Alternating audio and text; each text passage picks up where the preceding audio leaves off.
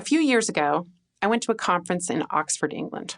It was a cold, rainy, and raw April, not unusual for England, but romantic in a way, with early morning mists hovering over the canals that thread in and around the city. The gardens seemed to burst out from behind the giant gates of ancient university courtyards and soaring stone buildings. A few days in, Deborah, a colleague of mine from Stanford, also arrived. She was deeply involved in the content of this conference and in high demand from presenters and the attendees alike, meeting tables of people in the hotel dining room at 7 a.m. for breakfast, having one-on-ones over tea and coffee, and squeezing in appointments between presentations nearly all day long. One morning, later in the week, I came down to breakfast fairly early and found Deborah sitting in a chair in the hallway between the lobby and the dining room, crying. I gave her a hug, my instinctive reaction to pretty much every emotion, and found out that while she was here on one side of the world, back in California, her beloved dog was dying. Her dog was being lovingly cared for by her husband, but Deborah was faced with a moment of deep pain and a decision. All she really wanted to do was get on a plane and go home. But she also knew that by the time she arrived, it might already be too late to say goodbye. And at the conference were people who needed her. She and they had invested time, energy, and many resources into creating this powerful moment for connecting around sustainable solutions to much bigger problems than the one she faced now. And yet, the pain of her loss was palpable, and the decision was not an easy one to face. Did I mention that Deborah is Buddhist? She is. I had noticed earlier in the week that there was a Buddhist monk at the conference. His bright saffron robes and shaved head were hard to miss in the cold, gray English weather. Would you like me to find him? I asked. Perhaps he would have something to say that could help. Thank you, she said, but no.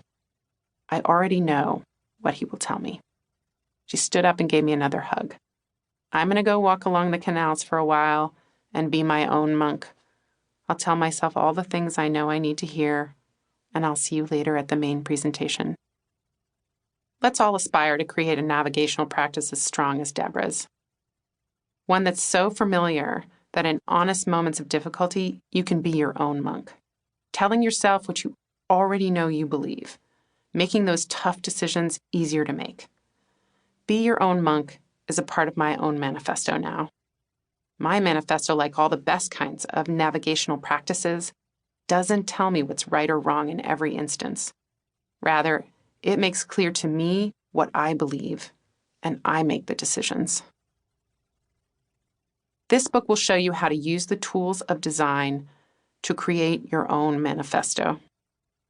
You'll learn how to identify your values and beliefs, articulate the behaviors that represent them, and craft them into a personal manifesto that you can use every day as a tool for making decisions and taking action.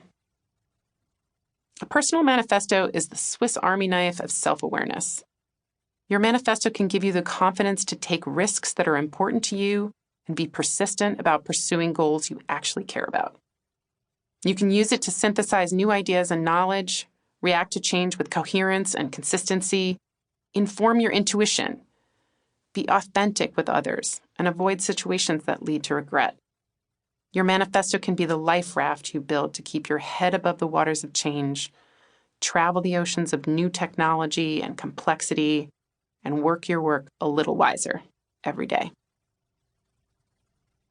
Recruit yourself. In Latin, manifesto refers to an action given with the hand, manus, an encapsulation of belief intended to be public and passed from person to person. You might be familiar with political manifestos like the Communist Manifesto or religious manifestos known as creeds. Credo means I believe in Latin. These are methods for the expression of personal beliefs, but also powerful tools for public recruitment to collective causes and political movements. In Europe, after the invention of movable type and the adoption of printing presses, many more people gained access to reading and writing as methods of learning and expression.